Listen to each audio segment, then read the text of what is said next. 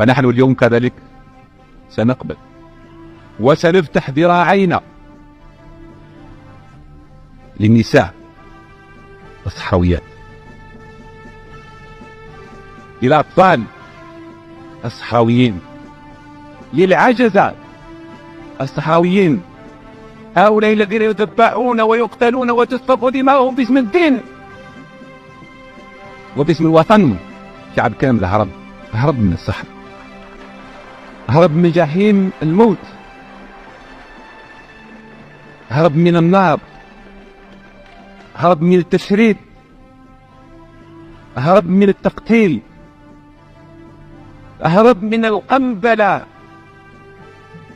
بقذائف النابالم اللي سلمها الجيش الفرنسي للجيش المغربي، واللي استعملت في ضيقة، اللي استعملت في ضيقة ضد النساء وضد الأطفال وضد الشيوخ.